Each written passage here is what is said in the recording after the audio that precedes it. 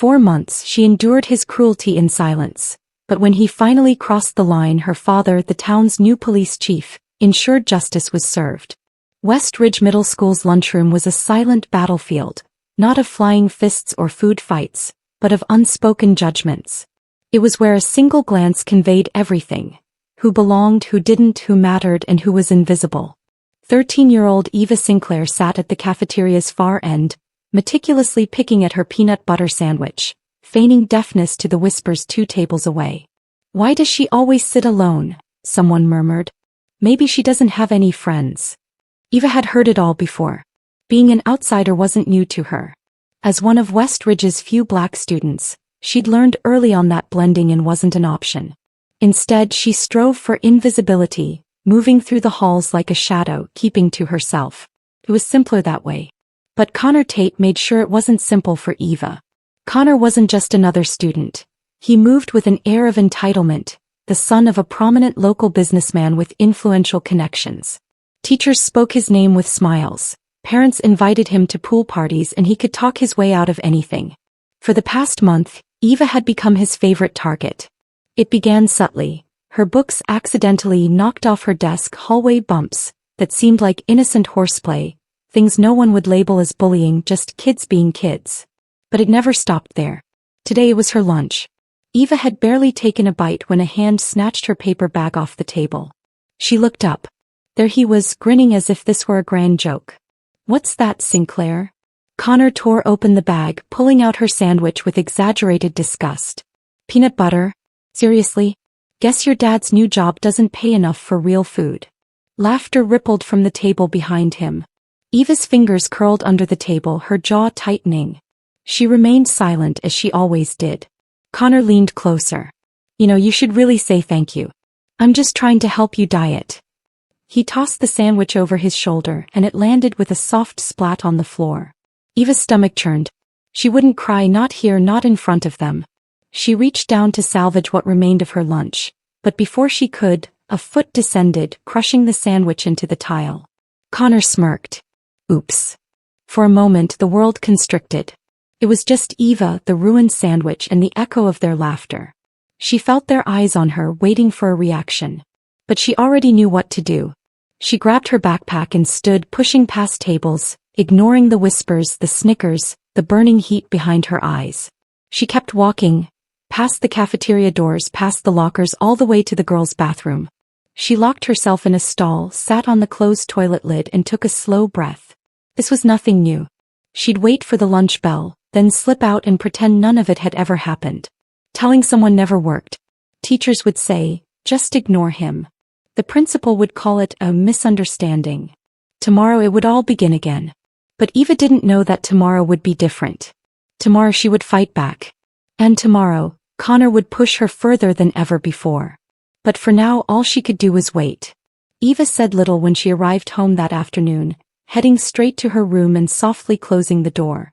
She wasn't one to slam things. She knew how to disappear even in her own house. But her father noticed. "Eva?" His deep voice carried through the door. "Everything all right?" She hesitated, her fingers tightening around her backpack strap before she dropped it onto the bed. "Yeah, just tired." A pause, then a quiet sigh. "All right, dinner's in an hour." She waited until his footsteps faded before exhaling. He had enough on his plate. Moving to a new town, stepping into the chief's office, dealing with the mess left by the previous guy. She wasn't about to add middle school drama to his concerns. He could handle it. Except the next day, Connor made sure she couldn't ignore him. It started before first period. Eva was pulling books from her locker when something slammed hard against her back. She stumbled forward, her forehead nearly smacking into the cold metal. Laughter. She turned slowly. Connor leaned against the lockers, smirking. "My bad, Sinclair. Didn't see you there." Her fists clenched, but she said nothing. That's what he wanted. A reaction. But Connor wasn't satisfied. By lunchtime a rumor had spread. She wasn't sure who started it, but she had a strong guess. As she walked into the cafeteria, whispers followed her. "Did you hear? She tried to fight Connor." "No way, huh?" "Yeah, swung on him and everything." "Bet she cried after." She stopped dead in her tracks, her mouth dry. Connor sat at his usual table, grinning as he scrolled through his phone as if none of it mattered. Her fingers curled into the fabric of her sweater. This was worse than the shoving, the stolen lunches, the tripping. This was about making sure she was isolated, ensuring no one wanted to sit with her, talk to her, or be seen with her. And it worked. She sat alone that day and the next and the next. By Friday she thought maybe he was done, maybe he had gotten bored. He was wrong. The final bell rang and Eva walked toward the front doors, relieved to be going home. She was halfway across the parking lot when she heard the voice behind her. "Hey, Sinclair." She ignored it, kept walking. "Where are you going?" "Thought we were friends." Her fingers gripped her backpack straps tighter. The pavement felt too open, too exposed. A hand grabbed her wrist. She jerked away, spinning around. "Don't touch me." Connor grinned as if this were all a game. "Relax, I just wanted to say hi." The boys behind him laughed as they always did. Eva's pulse pounded in her ears. "Leave me alone." Connor leaned in, his voice low. "Or what? You're gonna tell on me?" Eva swallowed hard. "Thought so." He flicked her backpack strap. "You're just mad, 'cause nobody cares." Something snapped. Before she knew what she was doing, Eva shoved him hard. Connor stumbled back a step, caught off guard. For the first time he wasn't smirking. And that should have been the end of it. But it wasn't. Because Connor wasn't used to being embarrassed, and in that moment he decided to make sure she never forgot it. But Eva had no idea just how far he was willing to go. Eva barely slept that night. The moment her head hit the pillow, her mind replayed the parking lot scene. The look on Connor's face when she shoved him, the way his friends had gone quiet for a second before the laughter resumed. She had never touched him before, never fought back. Now she had no idea what was coming next. Saturday passed without incident, then Sunday.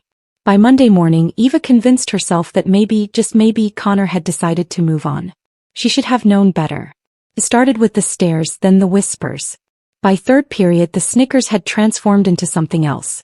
As she walked down the hallway, students turned their phones toward her, pretending to look at something funny.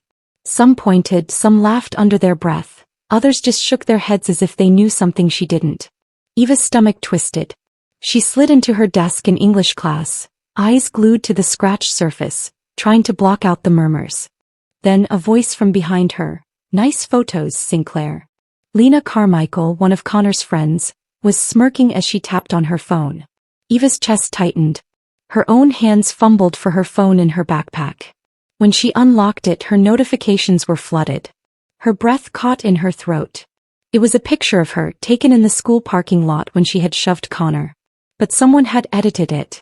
In the new version, Eva's face was twisted with exaggerated anger, and bold red letters screamed across the top. "Psycho Sinclair can't control herself." Her fingers trembled. And there were comments, dozens of them. "Wow, she looks unhinged. No wonder she has no friends. Connor should have hit her back. I heard she tried to scratch his face." It wasn't just a rumor now. It was something worse, something people could see and believe. Eva's throat closed. She forced herself to swallow. She wouldn't cry, not here, not in front of them. Lena leaned forward again, her voice syrupy sweet. "Connor says you have a temper problem. Maybe you should get some help." Eva's pulse hammered. She stared straight ahead, her nails digging into her palm. She had never felt so humiliated. By lunchtime, everyone had seen the picture. By the time school let out, it was all anyone talked about. And by the time Eva made it home, she was ready to disappear. But when she walked in the front door, her father was waiting, his phone in his hand. "Eva." His voice was steady, too steady. "Sit down." Her stomach twisted. She sank onto the couch, her backpack still on her shoulders. Her father turned the phone toward her. It was the same photo, the same words. His face was unreadable. "You want to explain this to me?" Eva's heart pounded. I didn't do anything." "I know," his eyes darkened. "I also know exactly who did." A lump formed in her throat. "Dad, please." But he wasn't listening anymore. He was already dialing a number. And in that moment, Eva knew that Connor had finally messed with the wrong person. Eva's father wasn't a man given to yelling. He didn't slam doors or issue threats when angry, he became quiet. And right now, the silence in the living room was suffocating. He held the phone to his ear, his expression unreadable. Eva watched as he spoke, his voice calm but firm. "Principal Dawson, we need to talk." Now. Eva's stomach twisted. Her father, the man who had spent years breaking up gang disputes and corruption cases, was now tackling her school drama. And he wasn't treating it like drama at all. She could hear Principal Dawson's muffled voice on the other end, something about looking into it, something about kids being kids. Her father's jaw tensed. No, we're not going to look into it. We're going to fix it. Today. Eva sat frozen. He had never seen him like this. Within an hour they were in his car, driving to West Ridge Middle. The building looked different in the evening light. Emptier, quieter. As they walked in, Principal Dawson was already waiting by the front office, arms crossed. Chief Sinclair, he greeted with a forced smile. I understand you have some concerns. Her father didn't bother with small talk. Connor Tate has been harassing my daughter for over a month, and now he's spreading false accusations about her online. He pulled out his phone, holding it up. This is what I want removed. The principal shifted uncomfortably. Now, Chief, let's not blow this out of proportion. I spoke with Connor's parents and they assured me, I don't care what his parents assured you. Her father's voice was steel. I care about what he did. The principal hesitated. We don't want to punish a student for. Her father stepped forward, lowering his voice. Do you know what my job is, Dawson? I enforce the law. And last I checked, cyber harassment and targeted bullying fall under some serious categories. He paused. But you know what's worse? A school that turns a blind eye to it. Eva watched as the color drained from the principal's face. I'll talk to the Tates again. Her father didn't move. You'll do more than talk. You'll make sure that picture's taken down. You'll make sure this doesn't happen again. And you'll hold Connor accountable. Eva had never seen Principal Dawson look nervous before, but right now he did. That's when the office door opened and Connor Tate walked in, followed by his parents. His father, Richard Tate, was a man with presence. Broad shoulders, an expensive suit, the kind of man who owned country clubs and golf courses. His mother was smaller, wearing a tight smile that never reached her eyes. Connor, though, had lost his smirk. Chief Sinclair, Richard said smoothly. I don't see why this had to become a whole spectacle. Her father didn't blink. Your son made it one. Mrs. Tate let out a sharp laugh. Come on, they're just kids. They push each other roughhouse. This is all so unnecessary. Eva felt her fists clench. Unnecessary. Her father took a slow breath before speaking. If my daughter had done to your son what he did to her, would we be standing here, or would you already have a lawyer lined up? Mr. Tate's jaw twitched. Now let's not make this about. It is about something. It's about power. It's about what you let your son get away with. And it ends here. Connor shifted uncomfortably, eyes darting toward his parents. Her father turned to Principal Dawson. What's the school's official response? The principal hesitated, glancing at the Tates before clearing his throat. Connor will be suspended, effective immediately. The room went silent. Mrs. Tate gasped. Suspended for what?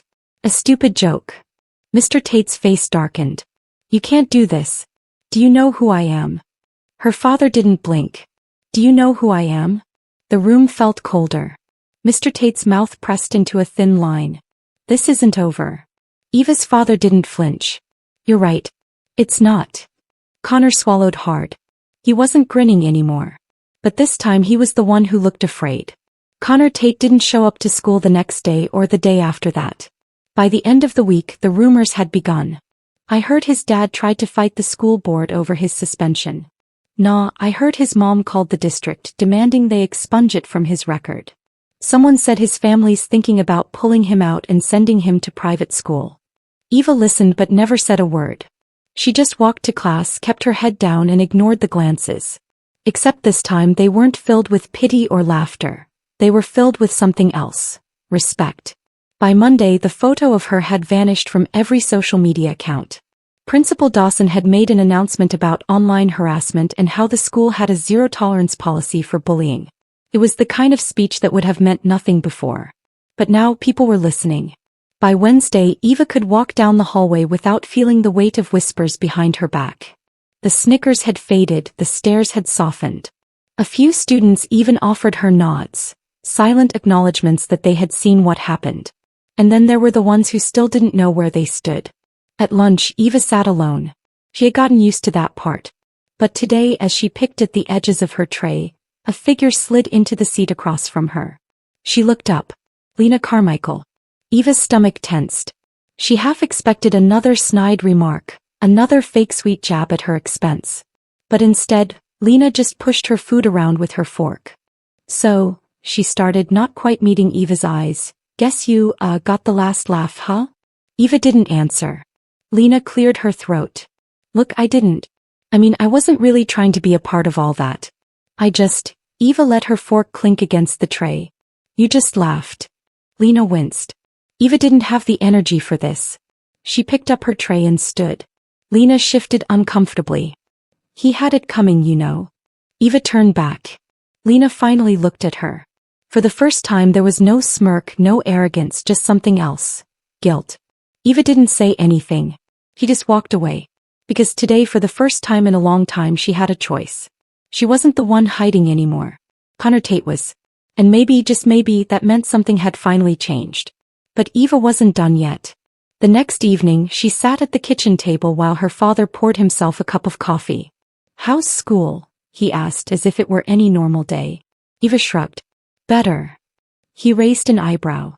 Just better. She smirked. Well, better than it was last week. A ghost of a smile crossed his face. That's good.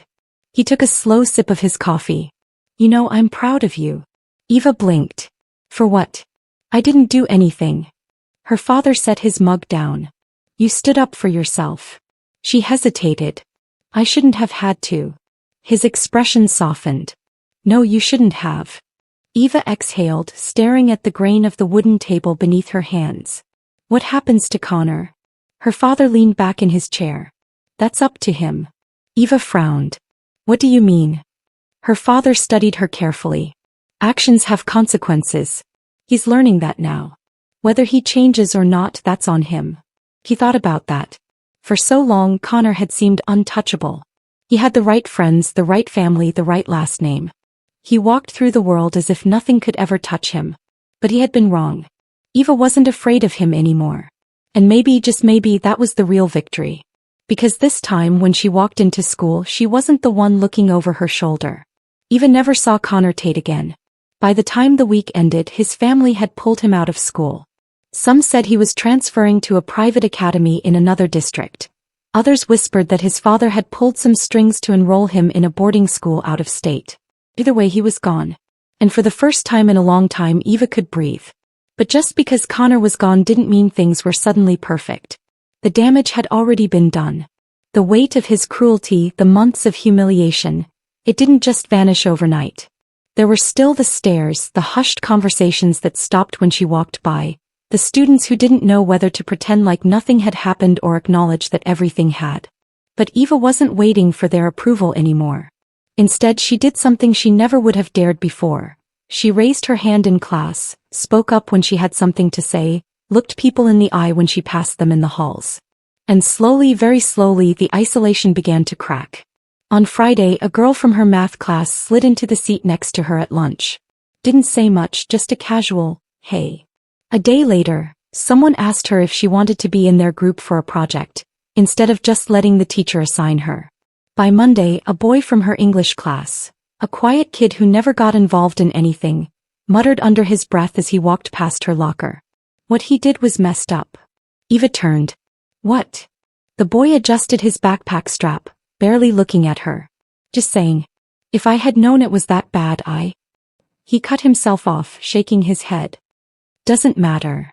But it did. It mattered because people were finally seeing, not just Eva but what had happened, what they had let happen. Because silence was its own kind of crime. She didn't say anything back, just gave him a small nod. It was enough. That night, she sat in the living room, flipping through a book while her father read the newspaper. The television hummed in the background with some crime show neither of them were really watching. You know, her father folded the newspaper, setting it on the table. I had my own Connor Tate when I was your age. Eva glanced up. Yeah. He nodded. Didn't have social media back then, but the game was the same. He leaned back, his eyes distant as if watching something from a long time ago. There's always someone who thinks they can get away with it. Eva hesitated. Did you do anything about it? Her father exhaled slowly. I didn't have a choice. She frowned. What do you mean? He turned to her, his expression steady. I had to make a decision. Let him decide who I was or decide that for myself. Eva swallowed. And her father smiled slightly. I'm sitting here, aren't I? A small laugh escaped her, surprising even herself. Yeah, I guess you are. He patted her shoulder. And you are too. Eva sat with that for a while. For the longest time, it had felt like Connor held all the power, like he dictated how things went, like she had no control. But that wasn't true. She had made a choice too, to speak, to fight, to push back.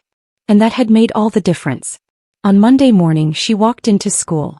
The halls felt different, or maybe she was different. Lena Carmichael gave her a small nod from across the hallway. Not an apology, not an excuse, but something close enough. The boy from English class held the door open for her without saying anything. And when she sat down in the cafeteria, a girl from her history class slid into the seat across from her. You mind if I sit here? Eva looked at her for a moment, then she shrugged. Go for it. She wasn't looking for an apology from the whole school. She didn't need one. Because she had already won. Not by getting rid of Connor Tate, but by making sure that next time someone like him wouldn't win so easily. Because next time, people wouldn't just look away. No one should have to fight to be treated with respect. No one should have to prove they deserve to exist without being harassed. But the truth is, standing up for yourself isn't always easy. Sometimes people will look away. Sometimes they'll pretend it's not happening. But silence helps bullies win. And the moment you stop being silent, the moment you refuse to let them define you, that's when they lose their power. If this story resonated with you, consider subscribing, because these conversations matter, and the more we talk about them, the harder it is for anyone to pretend they don't.